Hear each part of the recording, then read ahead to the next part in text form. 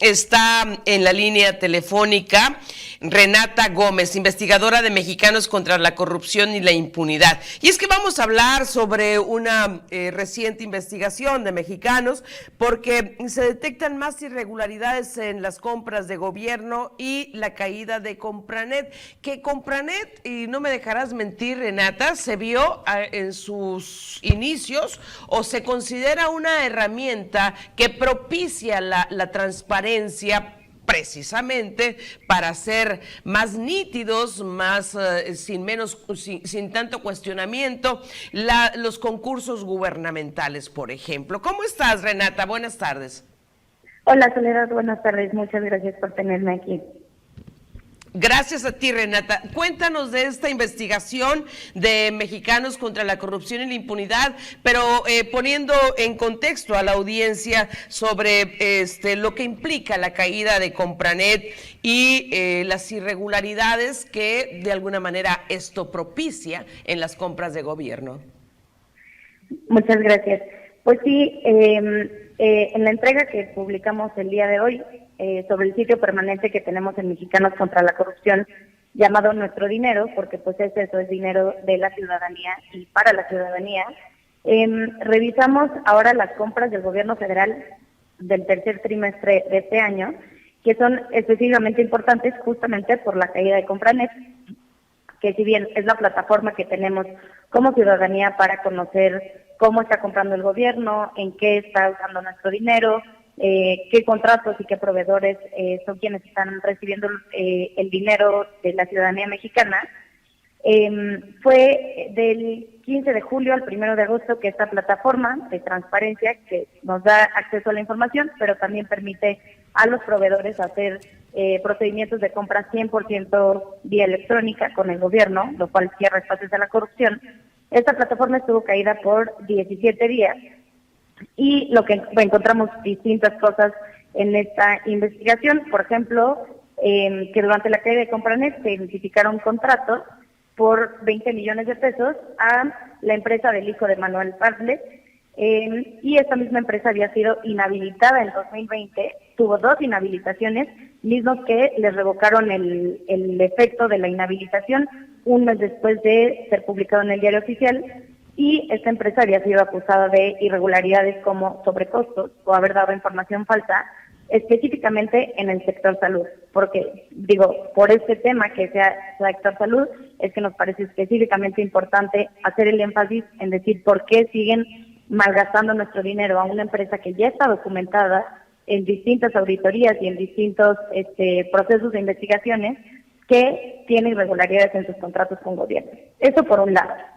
Y por otro lado, en temas de transparencia, la Secretaría de Hacienda y Crédito Público publicó en sus cuentas de Twitter que habían hecho contratos por 14,000 millones de pesos.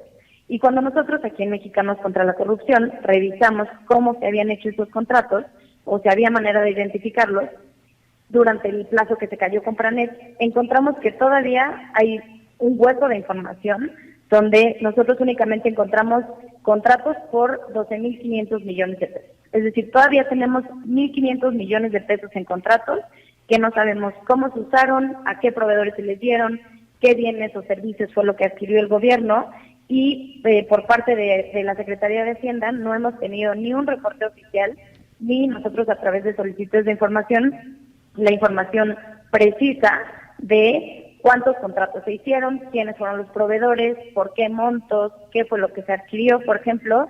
Y bueno, pues esto sin duda es una alerta a la transparencia y por supuesto que al uso de nuestro dinero.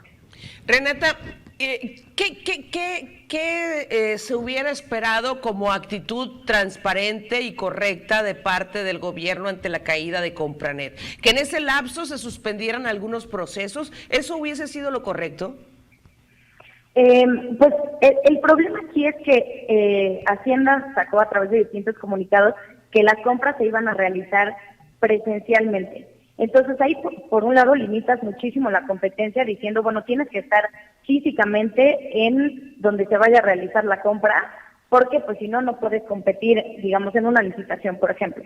Entonces ahí, por un lado, pues hubiéramos esperado que nos hubieran dado un reporte oficial en decir, Se hicieron tanto número de contratos, estos fueron de obra, estos fueron adquisiciones, estos proveedores recibieron este número de contratos, un comunicado que nos diera cifras oficiales para decir, bueno, ¿qué estamos buscando? Porque parte del problema de la caída de Compranet, si bien pudo haber limitado la competencia en los procedimientos, es que todavía tenemos huecos en la información. Entonces no sabemos, porque no hay cifras oficiales y la unidad de contrataciones de Hacienda, en la solicitud de información que les mandaron, nos dijeron que ellos eran incompetentes para saber cuánto se había gastado y en cuántos contratos, por ejemplo. Entonces, pues ahí ni el mismo gobierno nos pudo dar un reporte oficial de si se presentaron irregularidades, si hubo en efecto, no sé, alguna licitación que se tuvo que haber declarado desierta porque no se presentaron proveedores, por ejemplo. Entonces, pues de este lado, como ciudadanía, hubiéramos esperado pues un reporte oficial, en primer lugar, que incluyera cifras, que incluyera estadísticas, que nos dijeran los documentos, por ejemplo, cuántos fueron por adjudicación directa, cuántos fueron por licitación, qué montos se gastaron, para que tuviéramos pues nosotros certeza en decir, ya tenemos esta cifra, comparémoslo contra lo que está publicado oficialmente, contra el ejercicio de transparencia que están haciendo, que pues hasta el momento no tenemos. Ahora, ¿qué sigue? ¿Está la exhibición? ¿Está el silencio en este caso de Hacienda? ¿Qué sigue luego de esta investigación de Mexicanos contra la Corrupción, Renata?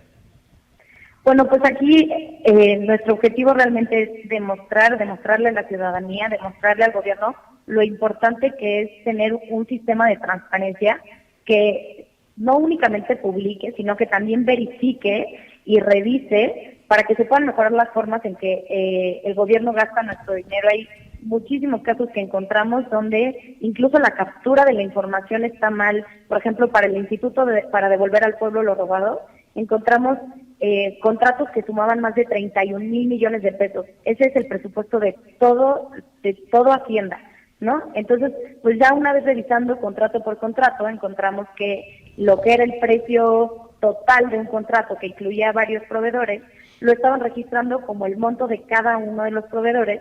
Entonces, por supuesto que los números se iban al cielo.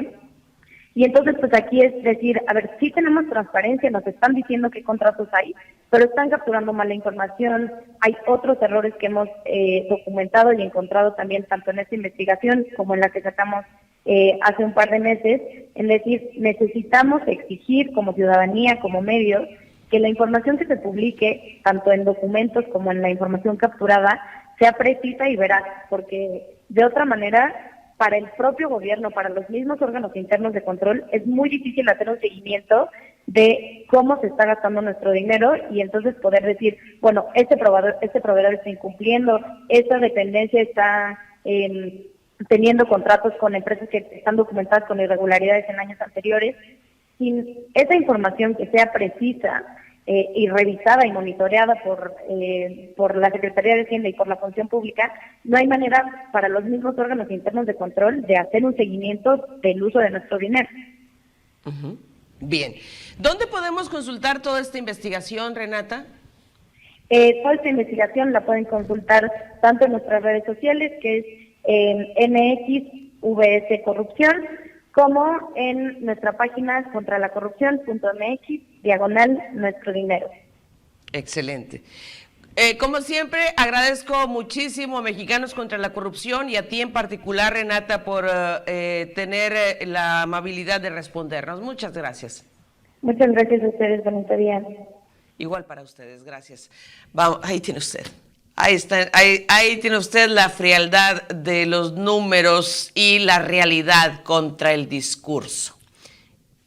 Ahí están. Pausa.